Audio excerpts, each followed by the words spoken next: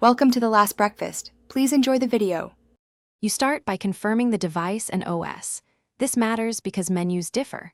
Once done, back up your current layout or take a screenshot so you can restore if needed. Now, long press an empty area on the home screen or open Settings, then Home Screen to reveal layout controls.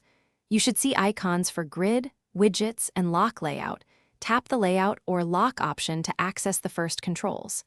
This gets you immediately into the editing mode, ready for the detailed steps.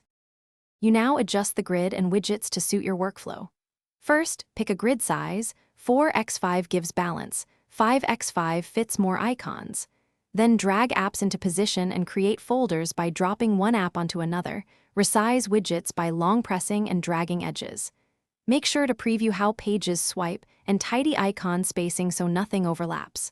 Once arranged, locate the Lock Home Screen toggle in the same menu and enable it to freeze positions.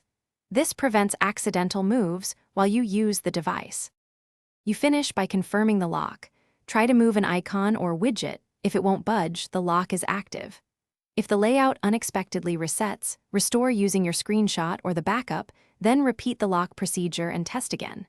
If the lock toggle doesn't apply, restart the device. This often resolves transient settings issues.